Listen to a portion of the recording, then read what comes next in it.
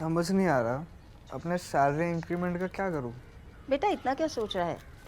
अपने mutual funds के SIP का टॉप अप करा ले। This is the right time. क्या? समझ में नहीं आया।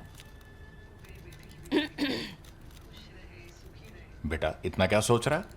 अपने म्यूचुअल फंड्स का एसआईपी टॉपअप करा ले। This is the right time. अब समझा।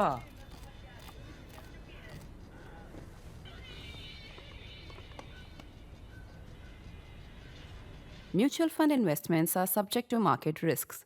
Read all scheme-related documents carefully. Fighting is still on in the Gulf, despite Donald Trump's promise of holding fire for 5 days. But remember, as we explained earlier in the earlier episode, that was a qualified promise, the qualified exception that said no more attacks on Iraq's energy infrastructure, power supply, etc. For that, he had said there is a 5-day reprieve because negotiations are going on. However, Iran has been firing, Israel's been firing. This truce, or so-called the idea of a truce, does not apply there. It was unilateral on behalf of the US and only concerning Iran's electricity and energy infrastructure.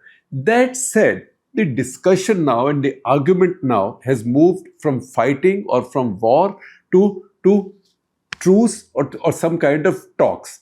Talks are now going on. Now it's quite evident. Iranians issue a denial every few hours that there are talks going on, but the Iranian Foreign Ministry also confirms to various agencies as in news agencies, particularly in Arab countries, in the Middle East, that they are getting messages or ideas of a truce or ideas of a settlement or ideas of peace, ideas of some kind of de-escalation from a number of friendly states. We had also told you that an idea had emerged, and this was a story broken by the Financial Times with the 5-man byline, and Financial Times has now tweeted that this was their most read story last night, and that story said that there's going to be talks between the Americans and the Iranians at a very high level. Maybe J.D. Vance, the American Vice President, will join in. Steve Witkoff, the Special Envoy, Jared Kushner, Trump's son-in-law, and from the Iranian side, maybe Ghalibaf himself, that is Mohammad Bagher Ghalibaf, 64-year-old hardliner, Speaker of the Iranian Majlis or Parliament, has been an IRGC commander in the past. In fact, has been an IRGC Air Corps or Air Force commander in the past. So he could be coming in if Vance comes in, or maybe Syed Abbas Araghchi, the foreign minister, will come in. And that meeting, it was said, is likely to take place in Islamabad. As I speak, just at this moment, there is a tweet from Shehbaz Sharif saying that we are very happy to be involved in these peace talks and we look forward to de-escalation in peace, and we'll be very happy. And we'll be very happy, not his words, I'm paraphrasing it, we will be very happy to host these talks in Pakistan. Islamabad has been spoken of as the venue. Until this morning, in the American press, there was some discussion on whether it will be Pakistan or Turkey. Now, new developments take place every minute in this situation. Now, reports have also come out. While efforts to make peace are going on, Pakistan says that they are the mediators, but at the same time, Saudi Arabia, the Crown Prince of Saudi Arabia, Mohammed bin Salman, he is reported to have been pushing Donald Trump to continue fighting. He does not want the fighting to stop. He wants the Iranian threat to end for good right now. And once again, the contradiction, because Pakistan is a treaty-bound protector for Saudi Arabia as well. So this is a very messed up situation. Looks like now it is zeroing in on Pakistan and Islamabad. We can understand why the Iranians would be hesitant to go to Turkey. Turkey, after all, is a NATO country. It's a full-fledged NATO country with a large American presence there, large American base, large American military presence there. Pakistan does not have an American base. However, it continues to be a major non-NATO ally. To that extent, it's also suitable or acceptable to the Americans. Also, the Pakistanis keep their relationship with the American military, a military-to-military relationship, always very, very sound, barring some periods when they have tensions. That's why Pakistan has That's why Pakistan has emerged as some kind of a mediator. Now, first of all, and I'm warning you now that this episode is going to have quite a bit of opinion. So please be prepared for opinion, because some of these things deserve an opinion, and even what I write once a week, that is national interest, is still 3 days away. That's why it's important that I get some of these thoughts out today. Now, there's been a lot of FOMO in India. Fear of missing out. Why? This was an opportunity for mediation. How come India is not there? This is the high table where the future of the world will be decided. Why is India not on this table? This is almost like the victors of the Second World War carving up the world between themselves and making themselves the P5 of the Security Council. No such thing is happening. However, you see the opposition attacking the government. Opposition will attack the government because it's their job to attack the government. Government also has responded by finally calling an all-party meeting, which Rahul Gandhi has decided not to attend because he wants to be campaigning in Kerala instead. Those are his choices. However, you can see that there is a buzz in India about these latest developments. Now, the question is, if these talks are going on, if some kind of a process is going on between the US and Israel on one side, US, Israel and Arab countries on one side, and Iran on the other, in this process, 3 other large Muslim countries with large Muslim populations, in fact, countries with the largest Muslim populations besides Iran in this entire region, that is Turkey, Egypt, and Pakistan are involved. All 3 are Muslim countries. Does India want to have a place on the table? Does India need a place on the table? Look at India's own interests and India's alliances. India's alliance is a very heavy word in India. You can't use that word. Pakistan takes pride in being a major non-NATO ally, and maybe that qualifies them for this role. India, can you imagine India deciding to be a major non-NATO ally? This country will go on fire. The same people who are now saying, why is India not on the table? Why is India not being consulted? Why is India not mediating? If I said maybe India will qualify for it, if India was a major non-NATO ally, they will all go and climb on Qutub Minar. I'm not saying they will jump from there, but they'll be certainly waving banners from there saying that India is sold out to America. How can India become a former ally of the Americans? This is a complex situation. You don't have to be on every table as a participant. Let people who are fighting talk. Let people who are immediately affected by the fighting talk. Let people who have a piece in the game talk.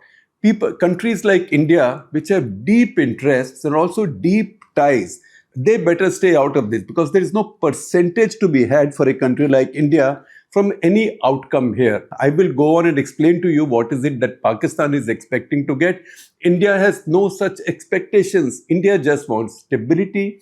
India just needs peace to come back to the region. India wants its energy supplies assured. India wants the Strait of Hormuz opening. India also does not want violence there.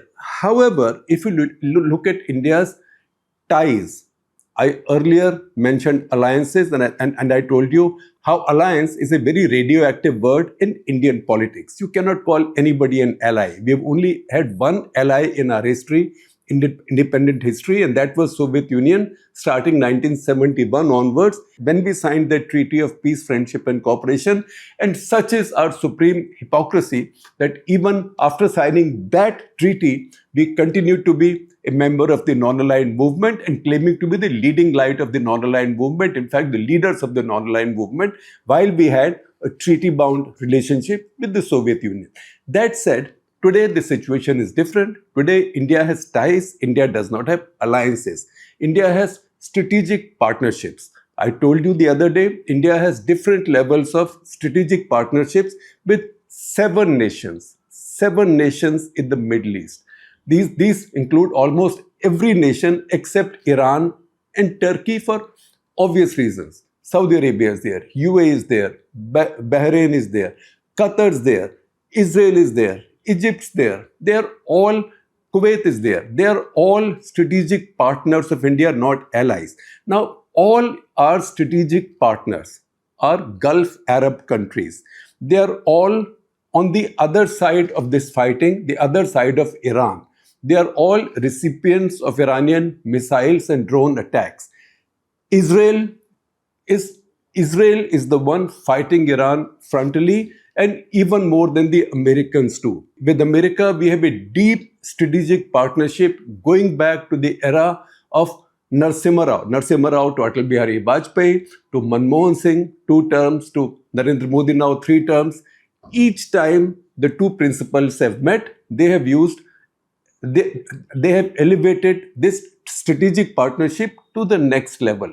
So all of India's friends and formal strategic partners are on one side. They are the Arabs, they are the Gulf Arabs, 6 countries, not 1 or 2, 6 countries, Israel, that is 7. Not all these Arab countries, in fact, none of these Arab countries is at odds with Israel. Some have formal relationships. Egypt has formal relationship with Israel. UAE, Bahrain have formal relationship with Israel, as does Turkey, whatever the strains right now. So it's not as if Israel is some kind of a pariah state in that part of the Middle East. That's where all of India's friendships are. India has had a relationship with Iran, and that relationship continues. Indian leaders and the Iranian leaders have been talking, but it is quite evident which side of the equation India belongs. I do not think it was any different when Dr. Manmohan Singh was in power under UPA, nor was it any different when Vajpayee was in power. In fact, if anything, over the past 30 years, Indian leaders, one after the other, have enriched and deepened their relationship with Israel, but more importantly, with Arab countries, because there was a past when Arab countries seemed to be more friendly with Pakistan, when a lot of the benefit from them went to the Pakistanis, when a lot of Indian terror groups used to operate out of there, especially from UAE. Dawood Ibrahim used to live in Dubai. We've come a long way since then, and since then, India's relationships, once again, with the Gulf Arabs, the Israel and the Americans have now reached another level. So for India to be there as an honest broker in this situation was going to be tough. It was going to be tough. Also, it would be hypocrisy. Now, hypocrisy is not something which is bad in diplomacy or politics. Everybody is a hypocrite. Pakistan, on the other hand, goes there, one, as a large Muslim country with a very large army and nuclear weapons. Not that anybody will use nuclear weapons. It's in a way a guarantor of Saudi Arabia's security. At least they've signed a mutual defense deal with them. At the same time, it has a 909-kilometer border with Iran.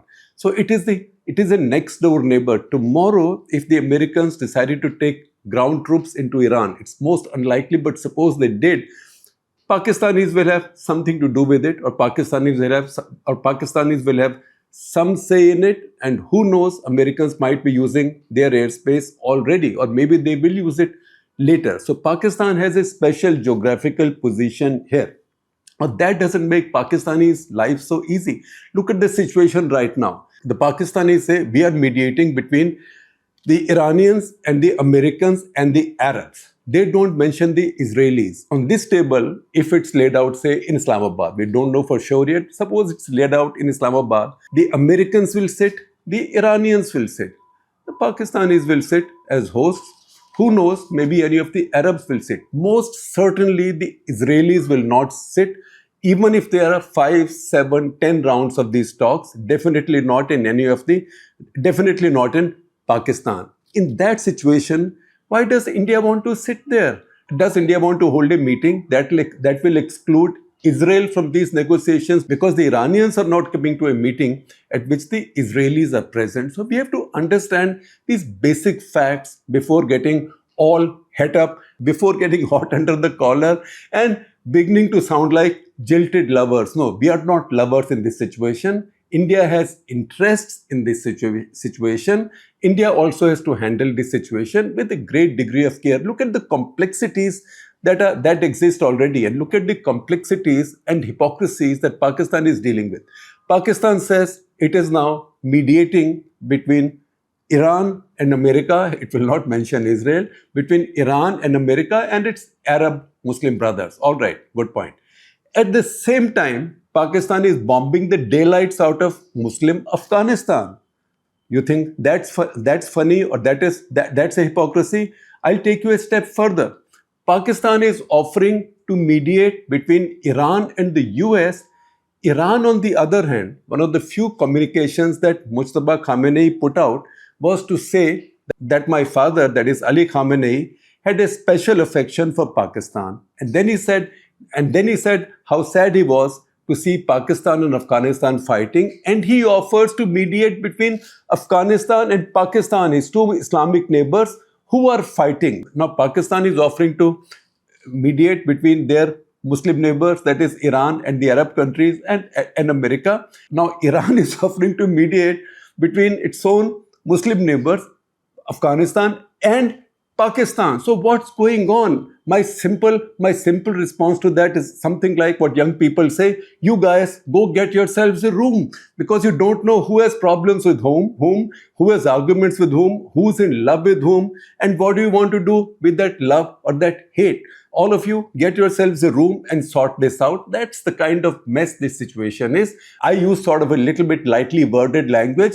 That's because I find this situation so ridiculous that for anybody in India to think that we should have been on this table is nuts. The best place around this table is to be away on the most distant steps, on the most distant step of the stands, order some popcorn or chips or maybe khakra given today's situation, and watch the fun and see how this plays out. This is a very complex situation. This is not a mess for India to get into. It reminds me of something that Montek Singh Ahluwalia often says. He says sometimes that we Indians are like people who are not playing the game but who jump into the field whenever somebody scores a century. So why are we jumping into this field? It's other people's war. In Hindi, in my parents' Western UP Hindi, they would say, दूसरे के फटे में अपना पाँव क्यों अड़ा रहा है? These people are at war. Let them sort it out between themselves. If Pakistan wants to be a go-between and thinks it will get some benefit, good luck to them. Let them do it. It is not a role that India can play. This is not a role for a country with moral authority, or for a country walking in saying, I have moral authority, I am neutral, I will play this role. Because first of all, remember, India is not neutral in this situation. India has picked its side, and India's side is the Arabs, the Israelis, and the Americans. India is not neutral. Pakistan is not neutral either, but Pakistan is a neighbor. Pakistan is fully a Muslim country. Pakistan is also a country that can play the role of a client state much more than India has ever done. That's why this is not a competition that we in India ought to get into. Now, to buttress my point further, India has a deep relationship with Israel, a strategic relationship, partnership going back decades now, which has been raised to an even higher level. There is a lot of arms purchases from there and defense technology import from there, and also a lot of manufacturing coming up in India. These are deep interests. Pakistan is a country that does not recognize Israel, nor does Iran recognize Israel. How can you expect India to walk into this mess? Because we live in this region. Americans can deal with these hypocrisies. They live far away. We live in this region. This is a very delicate situation for India, and I think so far, the more distant you are from this, the better. While you are watching it, keeping your relationships and hoping that the violence will stop and that energy pipelines will open again. So, okay, I'm done with the opinion now. You might say that I have vented now. Now that I have vented, I will also take you through some of the classical clutter aspects of this situation. So, first of all, what is it? What are the strengths that Pakistan has? If you want to understand your adversary, you have to also see their strengths. You can't always say they are useless, they are this, that. You have to see their strengths, you have to see their weaknesses, their opportunities, and threats. Let them figure out. Let them figure out. But you have to see the situation. So Pakistan, why do they think they are uniquely placed to play a role in this situation? First of all, they are a large Muslim state with the second largest Shia population in the world. India is the third largest, by the way. Second largest Shia population in the world. They have a big army and they have nukes to that extent that country is safe. To that extent that country is safe, it is also not a failed state.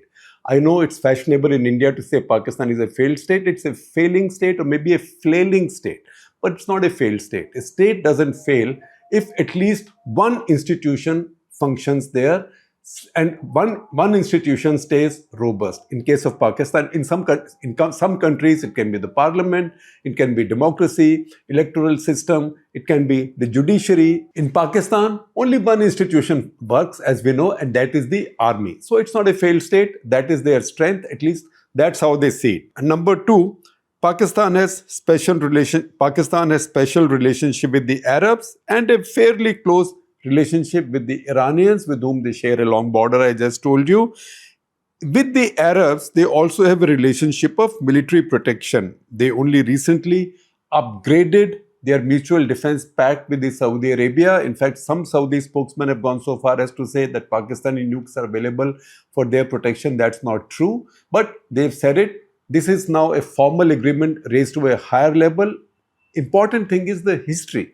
Even in the past, Pakistanis have come to protect the Saudis. They've also fought to protect the royal family of Jordan. That is when Zia was a brigadier posted there, and they carried out massacres of Palestinians who were leading a kind of an upsurge against King Hussein of Jordan at that point. Those are events well recorded in history. That was called the Black September Operation. Former Pakistani Army Chief General Raheel Sharif has been serving since 2017. Now it's been 9 years. Since 2017, he's been in Saudi Arabia as first commander of the Islamic Military Counter-Terrorism Coalition. This involves about 20 members of the 57-member OIC. 20 countries out of the 57-member OIC. It has many other countries from Africa, etc., smaller countries. And since the story is also giving us the opportunity to have a little bit of sort of fun or black humor on the side, this grouping also includes, for heaven's sake, Afghanistan. So a group which includes Afghanistan against counter-terrorism is headed by a former Pakistani army chief. And you know, a journalist's life takes you to interesting places. So you can see this picture. This was in Davos. After one of the sessions there, I ran into Raheel Sharif there. See this picture there.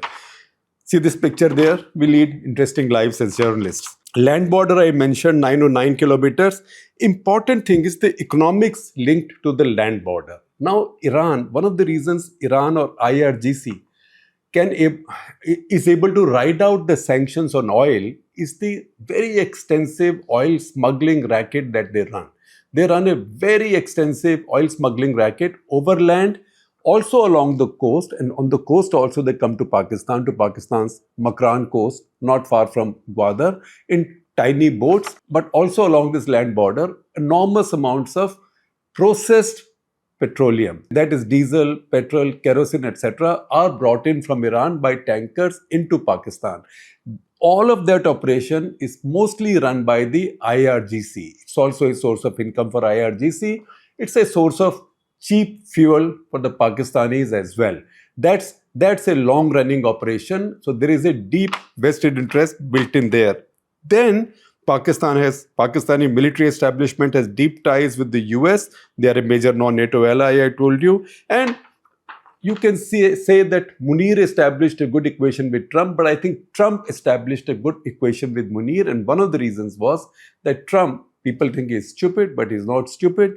It's possible, in fact, it's quite likely now, you can be sure that one reason he was patronizing Munir like this was that they knew that they were going to go into Iran one way or the other, that they were going to have a big dust up with Iran. And when that happened, then the one country with flat land borders with Iran, they wanted that country in the tent. And that country is Pakistan. All the Arab neighbors of Iran usually share mountainous borders with it. And how can I forget, among Pakistan's strengths in this situation is also the business relationship, a relationship of profit, the relationship that Trump's son and Steve Witkoff's son and their firm, World Liberty Financial, it's a crypto firm, they have with Pakistan. So there is that interest and that relationship, and I would say vested interest as well. Pakistan also has its limitations. Its limitations are a tiny economy. It has two troubled borders, at least two troubled borders. Iran is calm, but two troubled borders, Afghanistan and India. Very poor and declining social indicators. While India's and Bangladesh's are rising, Sri Lanka is always far ahead. Sri Lanka is already far ahead, and looks like now in the course of time, if this goes on like this over the next decade, Nepal will also catch up with Pakistan, because Pakistan will continue to decline and Nepal will also grow. That's a big negative for Pakistan, and there is a borrowing dependence and IMF addiction. These are the big weaknesses of Pakistan. There are internal divisions. There are internal divisions which are sectarian and political, and there is terrorism. Just earlier this week, on the Global Terrorism Index compiled by Institute for Economy and Peace, Pakistan has been listed as number 1 for terrorist incidents in the country. Then, besides the addiction to borrowing, Pakistan also has an addiction for covert operations and use of terror as an instrument of state policy. They've used this in India. They've been using it in Afghanistan. In both cases now, they are facing the blowback, much more from India, much more effectively from India. In Afghanistan, we don't know what will happen in the course of time. And what does Pakistan expect? Pakistan expects, number 1, it expects its status to go up in the Islamic world with the US, in the subcontinent, and it's hoping that it can then impress other neighbors in the subcontinent, particularly India's neighbors like Bangladesh and Nepal. Bangladesh even more so in the subcontinent. Number 2, it expects obviously rollovers on oil, because suppose Saudis have been giving oils on loan, oils as debt to Pakistan. Some of that, more than $5 billion, is now due for payment. They expect a rollover of that, and I think they will get a rollover of that. Then more economic handouts from other rich Arab countries, which Pakistanis think will come to them like protection money, and also reopening of their military relationship with America. And in the best of their worlds, this will be their idea of isolating India. I know that a lot of this is fantasy, and it can unravel very soon unless Pakistan address their basic governance issues. Otherwise, the restless population, which is getting poorer by the day, will come back and give them trouble, because those days of 2001-11 will not come back. That is when, after 26-11, in those 10 years, the Americans transferred about $22 billion to Pakistan in military and civil aid. That is not going to happen now, not under Trump, not under the next one, nor will the Arabs see any need to give Pakistan that kind of money. That will not come in. With all these assets and liabilities, Pakistan has some strengths, net. What are these strengths? And these strengths are not necessarily military strengths or strategic strengths. Some of these are strengths of clarity. They have great clarity about who they are, what they want to be, and what they want to achieve. We are more than a bit cluttered. That also is given to our. That also is because of our size and our ambitions. Our ambitions are not limited to Pakistan. So for Pakistan, they have great clarity about itself. 1, they are an Islamic nation. they are an Islamic nation. 2, army is the only institution that matters. Thereby, they are not a failed state, as I explained to you just a while back. 3, Pakistan knows they have great clarity on what it wants to be, a fortress and protector of Islam that will enable them to use their army as a rentier army. That's a central ambition of the country. Number 4, and this is the most ambitious of all, destroy India and will make any compromise. Pakistan will make any compromise with any country in the process if it can strengthen them and move them in the direction of their ultimate ambition of destroying India. India, on the other hand, deals with a lot of clutter in its policy making. 1, it's a big nation. It has a lot of diversity, which India loves. It has both regional and global ambitions. It has a large population, and that population is not immediately satisfied by the idea of going and destroying another country or carrying out some kind of a holy war in another country. India, for all of those reasons, cannot bat on this pitch like the Pakistanis. This is a pitch that is tailor-made for the Pakistanis. Let them play on this. Bat, bowl, field, be umpires, third umpires, TV umpires. Let them do what they want to do. It's best for India to stay out of this and be a very interested spectator.